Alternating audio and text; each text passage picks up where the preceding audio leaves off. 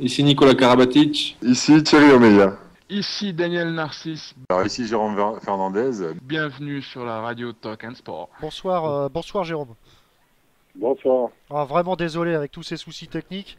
C'est pas grave. J'espère qu'on vous a pas trop embêté ce soir, mais merci d'avoir accepté l'invitation pour Rondé encore une fois, hein. Avec plaisir. Donc bah voilà, on est en direct. Donc il y a Benoît Perabou qui est là. Rebonsoir Benoît, et Jérôme Fernandez est bien avec nous après des péripéties assez ennuyeuses. Salut Jérôme. Salut Ben. Alors, Benoît, tout d'abord, merci d'avoir mis en jeu votre maillot de l'équipe de France, hein, un maillot vraiment, tout le monde s'est déchiré pour l'avoir parce qu'il y a énormément de votants pour trouver les 14 joueurs que Claude Esta a sélectionnés. Il n'y a eu qu'un seul gagnant. Et oui, donc c'est une gagnante, donc elle va remporter votre maillot, et déjà on tenait à vous remercier au nom de tout RTS, de tous les amoureux du handball, parce que c'était un jeu concours qui a vraiment eu pas mal de succès, et grâce à vous, vous êtes notre parrain et puis vous nous le rendez bien, donc on voudrait déjà vous remercier à ce titre-là. C'est gentil, merci. Et puis on voudrait prendre de vos nouvelles quand même, de nos experts qui, à quelques jours du match d'ouverture des Jeux Olympiques. Tout d'abord, comment se sent le groupe physiquement au top, j'imagine? Bah, c'est vrai qu'après 5 semaines de prépa, on est dans une période où tout le monde se sent à la fois en forme physiquement, mais à la fois lassé de s'entraîner, et tout le monde a hâte de commencer la compétition. Donc je pense que c'est aussi pour ça qu'on a fait une deuxième mi-temps beaucoup moins bonne hier, et j'espère que voilà que c'était juste un petit accident avant de démarrer l'île. Bah, justement, on parlera peut-être un peu de l'Euro-tournoi également, avec une belle victoire vraiment face à l'Espagne. On sent quand même que, contrairement à la préparation de l'Euro, celle-là, vous êtes déjà retrouvé largement avant, et puis on a l'impression que vous êtes terriblement affûté, hein. Bah, c'est vrai que déjà on a eu beaucoup plus de temps pour se préparer physiquement. Il y a aussi forcément toute la rancœur emmagasinée au mois de janvier qui fait que on est très très motivé pour rebondir sur ces jeux et de montrer voilà le vrai visage de cette équipe de France. Donc aujourd'hui ça donne un bon mélange parce qu'on a les garçons qui sont bien affûtés physiquement, qui ont très bien pu travailler, et puis en plus un état d'esprit où voilà, tout le monde a envie de remontrer qu'on est la meilleure équipe du moment, et qu'on peut encore aller chercher un titre avec cette équipe-là. Surtout qu'on a l'impression qu'après les JO, une petite page va se tourner quand même, Jérôme. 4 ans après, enfin dans 4 ans c'est les prochains jeux, donc il y a sûrement des joueurs qui vont partir leur retraite internationale, donc c'est important aussi de finir avec ce groupe exceptionnel, les experts, sur une bonne note, j'imagine.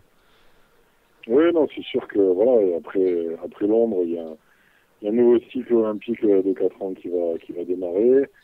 On sait que petit à petit, beaucoup de joueurs de notre génération vont laisser la main. Alors, peut-être pas tous, on verra, mais en tout cas une grosse partie. Et donc ça va laisser la place à des jeunes ou à des joueurs moins expérimentés pour l'avenir, et pour préparer les Jeux Olympiques de Rio en 2016. Donc voilà, on va essayer de faire en sorte que ce passage de relais se fasse en douceur, et que l'équipe continue à garder un niveau qui lui permette d'aller encore chercher des médailles, quoi. Alors je crois que Benoît, t'avais une question qui concerne le match d'hier contre la Hongrie. Ouais, c'est vrai que la deuxième mi-temps a été de moins bonne qualité. On entendait un peu les médias de dire que c'était pour des raisons tactiques et en essayant d'autres choses. Est-ce que ça a été véritablement une consigne de Nesta à la mi-temps de chercher d'autres alternatives, ou c'est vous qui avez, par rapport à l'intensité du match, et avez choisi cette option-là? Non, on n'a pas choisi du tout. Ce qui s'est passé, c'est qu'il y a eu une très grosse baisse de concentration au début de la deuxième mi-temps, ce qui a permis aux Hongrois de nous mettre un 5-0 en à peu près 10 minutes. Et donc après, bon, forcément, Claude a essayé de procéder à des changements pour essayer de remettre l'équipe sur de bons rails. Mais bon, ça n'a pas été malheureusement suffisant. Et c'est vrai que quand on regarde la deuxième mi-temps hier, même si on démarre très mal, ça n'excuse pas le fait qu'on ait marqué que 8 buts. Et même si la défense a été plutôt performante hier dans l'ensemble et que Thierry a été bon, c'est vrai que prendre 5 buts en 10 minutes au début de la deuxième mi-temps, ça nous a plombé le match. Donc après, bon, ça a un petit peu faussé la donne et c'est vrai que bon, on a malheureusement pêché sur cette deuxième mi-temps, mais ça montre aussi que cette équipe de Hongrie est prête pour les Jeux et qu'elle va bien figurer à mon avis dans son groupe et que on a de fortes chances de la recroiser dans la deuxième partie de la compétition, quoi. Donc, contrairement à ce qui a été dit, c'est plus une adaptation par rapport à votre mauvaise entame de deuxième mi-temps plutôt qu'une réelle volonté de voir une autre stratégie pour jouer cette nation. Oui, complètement, parce que bon, la première mi-temps a été de bonne qualité. Après, c'est vrai que la prestation de nos gauchers n'a pas permis d'équilibrer le jeu comme on a pu le faire contre l'Espagne, par exemple. Et donc voilà, après, le poids du ballon en attaque est retombé le plus souvent sur Nicolas et sur Daniel. Et c'était plus facile pour la défense adverse et pour le gardien de lire nos attaques. Donc bon, c'est une leçon à retenir pour l'avenir. On sait qu'en ce moment, même si on a chuté, on n'a pas beaucoup de marge de manœuvre contre ces équipes-là. Et qu'il faut être pendant 60 minutes très concentré. Par contre, il y a vraiment des réajustements qui ont été mis en place et qui laissent présager aussi d'autres solutions avec la défense 6-0 notamment et le passage de Daniel Narcisse en demi-centre. Donc ça aussi, c'est bon augure par rapport à tout ce que les autres nations ont pu travailler sur l'équipe de France depuis leur dernière confrontation.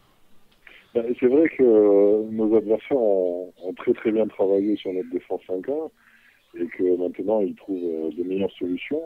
On les gêne de moins en moins et donc du coup le fait de pouvoir défendre correctement en 6-0, ça peut effectivement déstabiliser nos adversaires.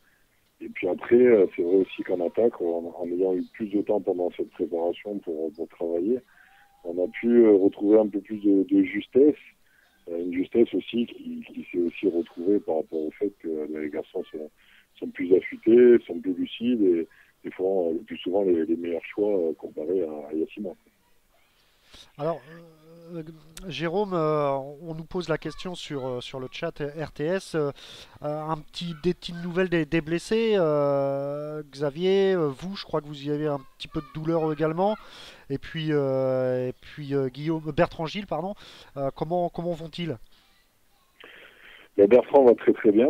Il a vraiment plus aucun souci avec son épaule. Ah, c'est bien. Hier, il a fait 20 minutes de qualité, même si bon, il a 2 échecs au tir, mais bon, c'était un premier match pour lui, donc il faut qu'il retrouve un peu le rythme des matchs.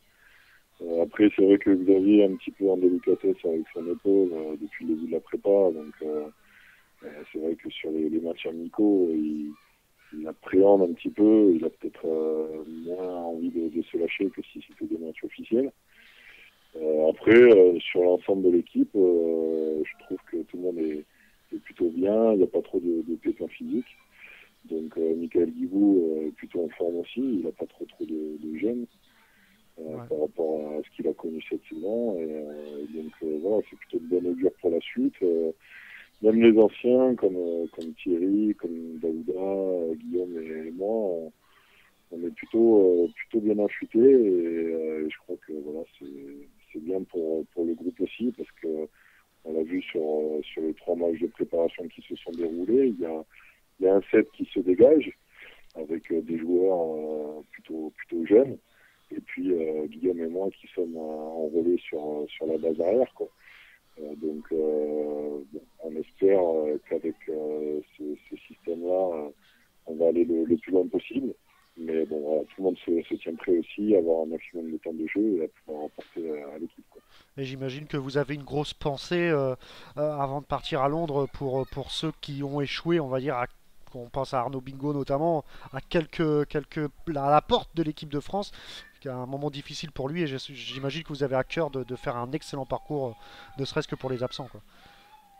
Oui, non, ça c'est une évidence. De toute façon, au même titre qu'il y a 4 ans, si on devait faire une médaille ou être champion olympique, on associerait ce titre à tous ceux qui ont participé à la préparation et qui ont fait partie de cette équipe sur les derniers mois. Je crois que ce qui fait la force aussi de notre sport aujourd'hui, c'est que quand on a été champion olympique en 2008, c'était pas seulement les 15 qui étaient partis à Pékin qui étaient champions olympiques, c'était toute notre discipline, tout notre sport, que ce soit le secteur pro ou le secteur amateur, et toute la lumière médiatique est retombée sur notre discipline et pas seulement sur les 15 éléments qui ont participé aux Jeux Olympiques. Jérôme, petite question. La presse vous donne le surnom un peu d'ancien. Vous, les trentenaires de cette équipe, vous le prenez comment? Vous le prenez bien en vous amusant, ou alors peut-être une petite remanche en disant vous allez voir ce que les anciens vous apportez à l'équipe de France? Non, nous on le prend plutôt bien dans le sens où c'est aussi une vérité. Je veux dire, quand on a 35 ans, dans un sport professionnel aussi dur que le handball, c'est vrai que bon, c'est difficile de durer très très longtemps et d'être performant de manière régulière, mais en même temps, la bande d'anciens que nous formons a énormément d'expérience, a gagné beaucoup de choses. Et c'est vrai que même si aujourd'hui, des garçons comme Guillaume Gilles ou moi-même, on ne peut pas évoluer 60 minutes au meilleur niveau mondial, on peut quand même être de très très bons relais sur le terrain et on pourra donner entre guillemets du repos à ceux qui en auront besoin, que ce soit sur le poste d'arrière gauche, de demi-centre ou d'arrière droit. Donc aujourd'hui, je crois qu'on a une équipe équilibrée, avec des jeunes joueurs qui ont quand même gagné déjà des titres et qui ont de l'expérience, et puis des anciens qui ont tout vécu et qui ont encore envie d'aider ce groupe à gagner des choses. Donc on va essayer d'en profiter voilà, le maximum possible, et ça passera déjà par ces Jeux Olympiques de Londres. Après on verra si tout le monde est de nouveau sur les planches pour le mois de janvier avec le mondial en Espagne. Bon, il est peut-être un peu trop tard pour vous poser la question, Jérôme, mais vous, après les JO, alors vous continuez avec l'équipe de France? Oui. Bon, moi, de toute façon, il me reste 3 ans de contrat avec mon club. Tant que je serai sélectionné, je répondrai présent. Et puis, voilà, après, je ferai saison par saison parce que c'est vrai que autant aujourd'hui je me sens bien, autant peut-être que dans 6 mois, suite à un début de saison un peu difficile avec beaucoup de matchs et les Jeux Olympiques dans les jambes, peut-être que je ne me sentirais pas assez bon ou assez fort pour assumer mon rôle au championnat du monde. Mais en tout cas, dans l'état actuel des choses, oui, effectivement, j'ai pas envie d'arrêter et je me sens très bien dans cette équipe, je me sens très bien dans ma peau et j'ai l'impression que je peux encore apporter. Donc, bon, j'ai aucune raison de partir à la retraite internationale. Ah non, et puis on veut que vous restiez, hein, quand même, avec cette équipe de France, Jérôme. Stan, t'as une petite question. Ouais, j'avais une petite question pour Jérôme. Donc déjà bonsoir à Jérôme. Est-ce que vous, dans le groupe, vous avez parlé un petit peu de ces JO, vous vous êtes donné un objectif ou vous vous êtes dit on calculera à partir des quarts de finale, mais l'objectif d'abord c'est les quarts de finale? Non, je crois que depuis le 18 juin, même depuis le mois d'avril, notre seul souhait est de monter sur la plus haute marge du podium. On s'en donne les moyens tous les jours à l'entraînement et depuis qu'on s'est retrouvé le 18 juin pour la préparation des Jeux Olympiques, il n'y a pas un jour où quelqu'un a triché ou on a fait moins que ce qui était demandé. Donc tout le monde a envie d'aller rechercher une médaille d'or. Maintenant, on sait que après ce qui s'est passé au mois de janvier, c'est difficile de rebondir parce qu'on a perdu de la confiance. Mais on va essayer quand même de faire au mieux et je crois que voilà, si on arrive à rebondir et à repartir de Londres au moins avec une médaille, ça serait déjà une très très belle chose et si en plus elle est en or, alors là ça sera sympathique. Je vous le souhaite de tout cœur. Ouais, merci. Oui, on l'attend avec impatience. On en a besoin de cette médaille. Benoît.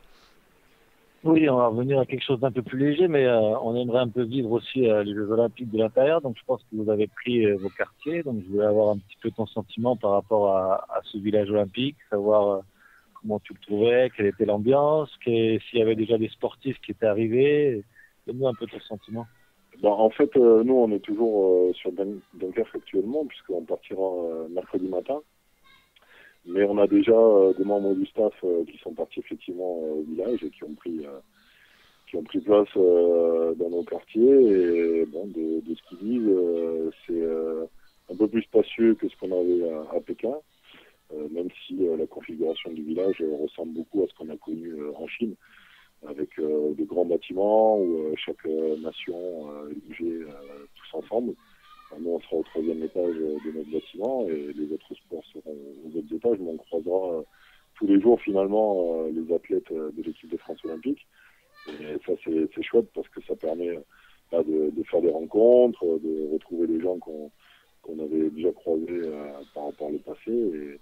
Et ça facilite les échanges et c'est vrai qu'après, il y a une plus grosse convivialité. Par rapport aux installations, est-ce que vous avez déjà... par rapport à la salle, par rapport un peu à tout. Ce qu'on sait en fait, c'est que la salle d'entraînement se trouve à 25 minutes en bus. Donc bon, c'est pas à côté, mais c'est pas non plus trop pénible.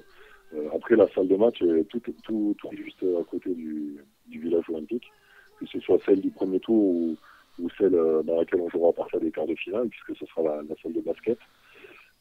Et donc on pourra même y aller à pied. Donc ça c'est plutôt une bonne nouvelle parce que ça nous permettra de partir au dernier moment et de ne pas perdre 1 heure dans les transports et de l'énergie inutilement. Et donc juste une dernière, alors quel est votre programme jusqu'à votre départ Aujourd'hui on a fait un entraînement où on a répété un petit peu les gammes en attaque. En plus on a fait un peu de récup avec des piscines d'eau froide. Et puis demain, on aura une grosse séance de musculation pour se remettre un petit peu dans le dur en prévoyant le match de dimanche. Parce que mercredi, on voyage. On arrivera pour s'installer au village. On commencera à s'entraîner sur Londres. Vendredi, il y a la cérémonie d'ouverture. Et le premier match, finalement, contre la Grande-Bretagne va arriver très très vite. Donc, il faut absolument qu'on soit opérationnel le plus vite possible. Et là, ça faisait un petit moment qu'on avait laissé la muscu de côté. Donc, ça va faire une bonne piqûre de rappel demain. Alors, Jérôme, en 76, l'URSS gagne la médaille d'or autant pour les hommes que les filles. En 84, c'est la République socialiste de Yougoslavie. Et puis, on espère qu'en 2012, autant les hommes que les femmes montent sur la plus haute marche. C'est vraiment jouable cette année. Ouais, c'est vraiment jouable. C'est vrai que les deux groupes, que ce soit les filles ou les garçons, ont montré de très belles choses ces derniers mois. Je rappelle quand même que les filles ont fait vice-championne du monde et nous champions du monde en 2011. Donc on est forcément tous les deux candidats au titre. Et c'est vrai qu'on va se supporter tous les jours, puisqu'on joue de manière alternée. Elle joue les jours où on a repos et vice-versa. Donc on va se transformer en supporters quand elles joueront. Et puis elles nous supporteront quand nous on aura nos matchs. Et ça, c'est bien parce que ça permet vraiment de se mobiliser, de se réconforter sur les matchs un peu compliqués et de se rassurer, de se parler, d'échanger parce qu'en plus on les voit jouer, donc on peut leur donner de temps en temps des conseils, et pareil.